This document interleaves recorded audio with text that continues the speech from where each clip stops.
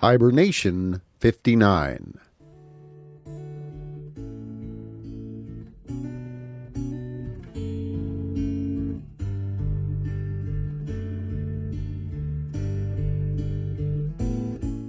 Grizzly's Growls presents Stories from the Hiber-Nation.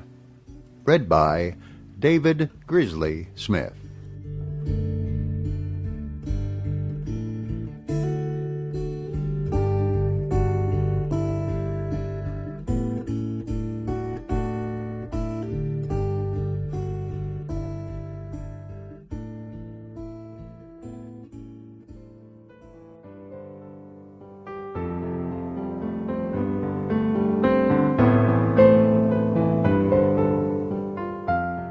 Wild Animals I Have Known by Ernest Thompson Seton, as read by David Grizzly Smith.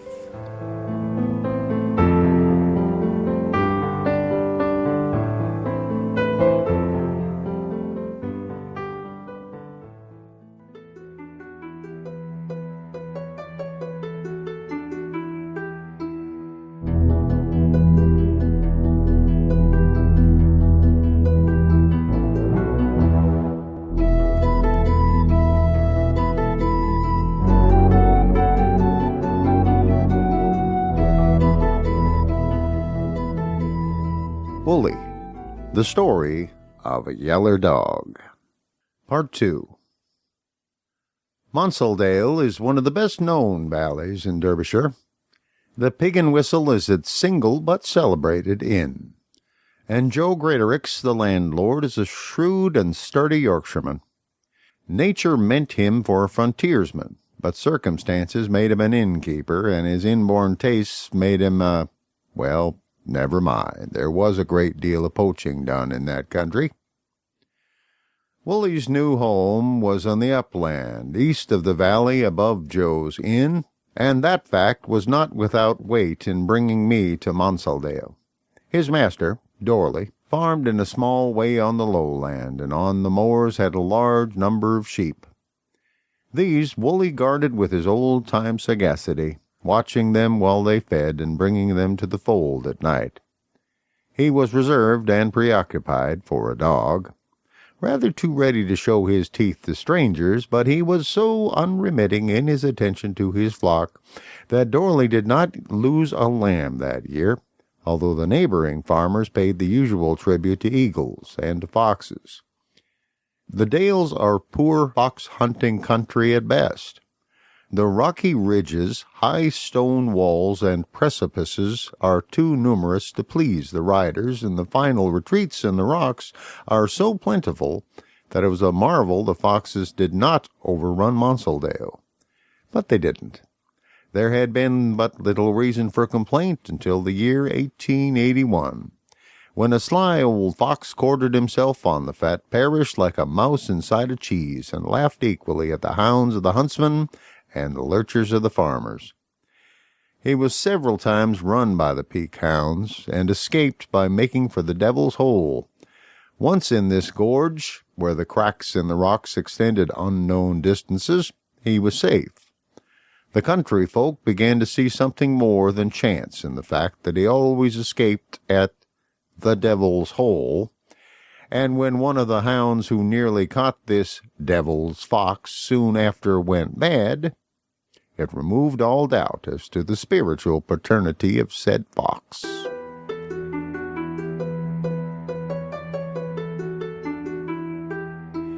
He continued his career of rapine, making audacious raids and hair's-breadth escapes, and finally began, as do many old foxes, to kill from a mania for slaughter. Thus it was that Digby lost 10 lambs in one night. Carroll lost 7 the next night. Later, the vicarage duck pond was wholly devastated, and scarcely a night passed but someone in the region had to report a carnage of poultry, lambs or sheep, and finally even calves. Of course, all the slaughter was attributed to this one fox of the Devil's Hole. It was known only that he was a very large fox, at least one that made a very large track. He never was clearly seen, even by the huntsman, and it was noticed that Thunder and Bell, the staunchest hounds in the pack, had refused to tongue or even follow the trail when he was hunted. His reputation for madness sufficed to make the master of the Peak hounds avoid the neighborhood. The farmers in Monsaldale, led by Joe, agreed among themselves that if it would only come on a snow, they would assemble and beat the whole country, and in defiance of all rules of the hunt, get rid of the daft fox in any way they could. But the snow did not come, and the red-haired gentleman lived his life. Notwithstanding his madness, he did not lack method. He never came 2 successive nights to the same farm. He never ate where he killed, and he never left a track that betrayed his retreat. He usually finished up his night's trail on the turf or on a public highway. Once I saw him. I was walking to Monsaldale from Bakewell late one night during a heavy storm, and as I turned the corner of Stead's sheepfold there was a vivid flash of lightning. By its light there was fixed on my retina a picture that made me start. Sitting on his haunches by the roadside 20 yards away was a very large fox, gazing at me with malignant eyes and licking his muzzle in a suggestive manner. All this I saw, but no more, and might have forgotten it, or thought myself mistaken, but the next morning in that very fold were found the bodies of 23 lambs and sheep, and the unmistakable signs that brought home the crime to a well-known marauder.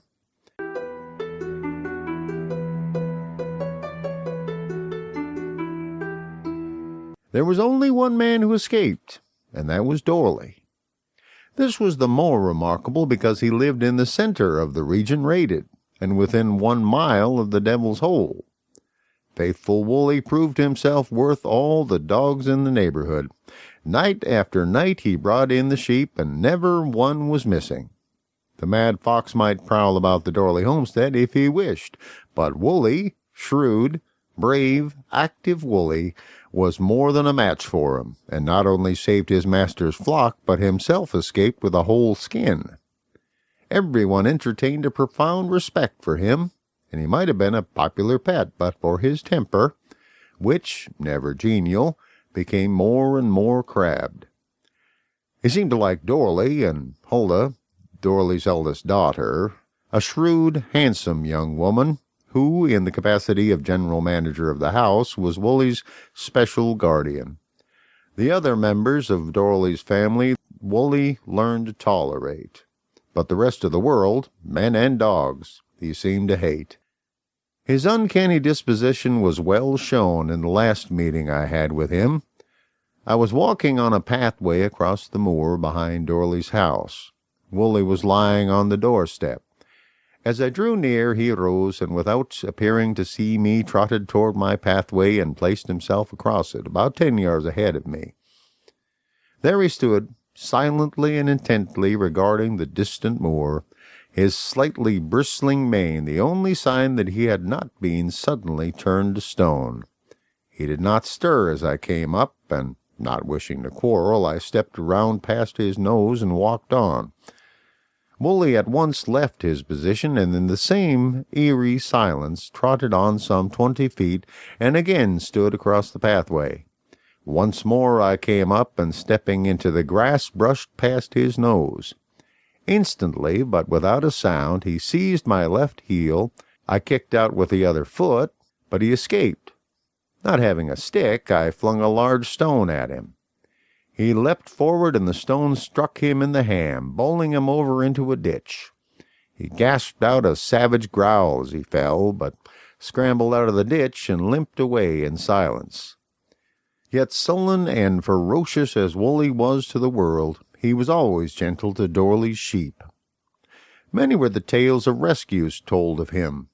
Many a poor lamb that had fallen into a pond or hole would have perished but for his timely and sagacious aid, and many a far-weltered ewe did he turn right side up, while his keen eye discerned and his fierce courage baffled every eagle that had appeared on the moor in his time.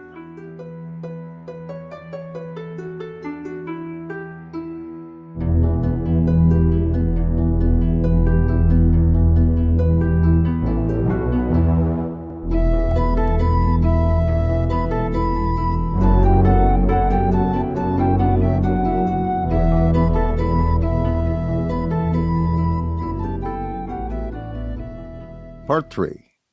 The Monsaldale farmers were still paying their nightly tribute to the mad fox when the snow came late in December.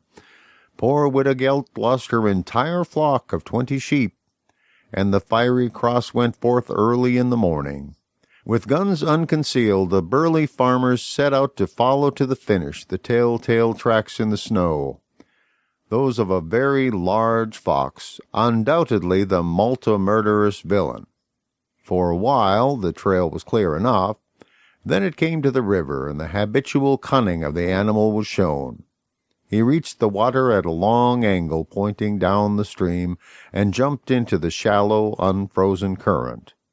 But at the other side there was no track leading out, and it was only after a long search that a quarter of a mile higher up the stream they found where he had come out. The track then ran to the top of Henley's high stone wall, where there was no snow left to tell tales, but the patient hunters persevered. When it crossed the smooth snow from the wall to the high road, there was a difference of opinion. Some claimed that the track went up, others down the road. But Joe settled it, and after another long search, they found where apparently the same trail, though some said a larger one, had left the road to enter a sheepfold, and leaving this without harming the occupants. The track-maker had stepped in the footmarks of a countryman, thereby getting to the moor road, along which he had trotted straight to Dorley's farm.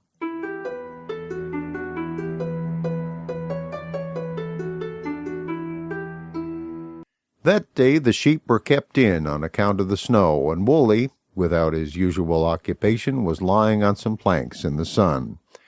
As the hunters drew near the house, he growled savagely and sneaked around to where the sheep were. Joe Greatorex walked up to where Wully had crossed the fresh snow, gave a glance, looked dumbfounded, and then, pointing to the retreating sheepdog, he said with emphasis, "Lads, we're off the track of the fox, but there's the killer of the widow's ewes." Well, some agreed with Joe. Others recalled the doubt in the trail and were going back to make a fresh follow. At this juncture Dorley himself came out of the house. "Tom," said Joe, "that dog of thine has killed 20 of Widdergelt's sheep last night, and I for one don't believe as it's his first killing." "Why, man, thou art crazy," said Tom, "and never had a better sheepdog, and he fair loves the sheep." "Aye, we've seen some of that in his last night's work," replied Joe. In vain the company related the history of the morning. Tom swore that it was nothing but a jealous conspiracy to rob him of Wully. "Wully sleeps in the kitchen every night, never is out till he's let to bide with the ewes. Why, man, he's with our sheep the year round, and never a hoof ever lost." Well, Tom became much excited over this abominable attempt against Wully's reputation and life. Joe and his partisans got equally angry, and it was a wise suggestion of Huldah's that quieted them. "Father, I'll sleep in the kitchen the night. If Wully is a way of getting out, I'll see it, and if he's no out and sheep's killed on the countryside, we'll have proof it's not Wully." Well, that night Huldah stretched herself on the settee, and Wully slept as usual underneath the table. As night wore on, the dog became restless. He turned on his bed and once or twice got up, stretched, looked at Huldah, and lay down again. About 2:00 he seemed no longer able to resist some strange impulse. He arose quietly, looked toward the low window, and then at the motionless girl. Huldah lay still and breathed as though sleeping. Wully slowly came near and sniffed and breathed his doggy breath in her face. She made no move. He nudged her gently with his nose. Then, with his sharp ears forward and his head on one side, he studied her calm face. Still no sign. He walked quietly to the window, mounted the table without noise, placed his nose under the sash bar, and raised the light frame until he could put one paw underneath. Then, changing, he put his nose under the sash and raised it high enough to slip out, easing down the frame finally on his rump and tail with an adroitness that told of long practice. Then he disappeared into the darkness. From her couch Huldah watched in amazement.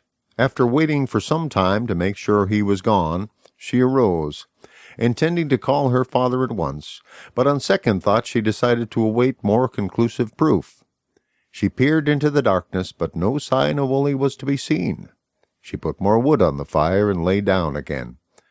For over an hour she lay wide awake, listening to the kitchen clock, and starting at each trifling sound, wondering what the dog was doing. Could it be possible that he had really killed the widow's sheep? Then the recollection of his gentleness to their own sheep came and completed her perplexity.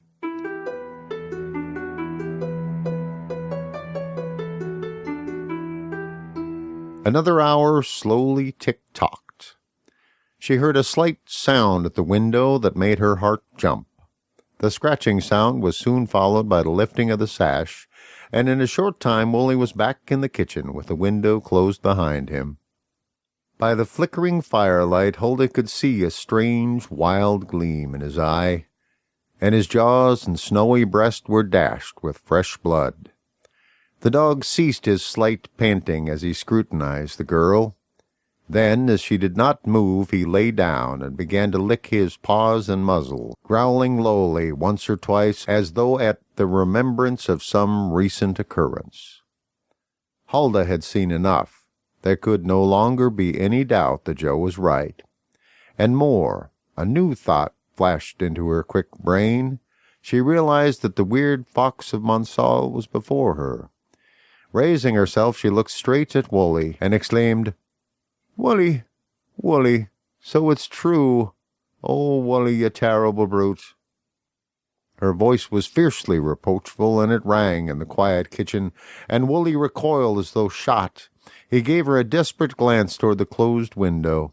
His eye gleamed, and his mane bristled, but he cowered under her gaze and growled on the floor as though begging for mercy. Slowly he crawled nearer and nearer, as if to lick her feet, until quite close. Then, with the fury of a tiger, but without a sound, he sprang for her throat. The girl was taken unawares, but she threw up her arm in time, and Wully's long, gleaming tusks sank into her flesh and grated on the bone. "Help! Help! Father! Father!" she shrieked. Wully was a light weight, and for a moment she flung him off, but there could be no mistaking his purpose. The game was up, and it was his life or hers now. "Father! Father!" she screamed, as the yellow fury, still striving to kill her, bit and tore the unprotected hands that had so often fed him.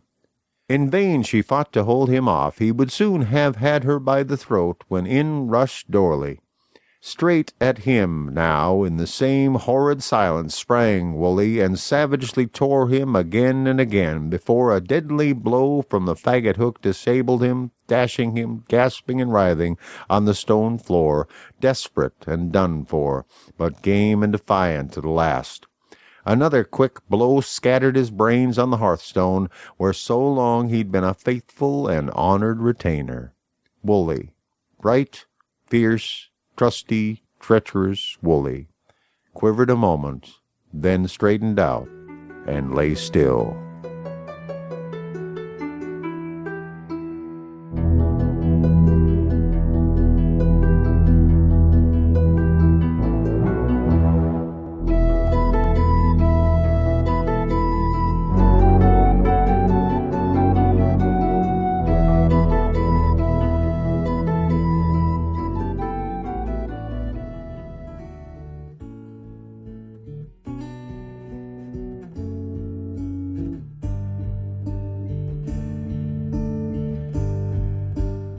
Thank you for listening to Stories from the Hiber-Nation. Comment on the website at grizzliesgrowls.com.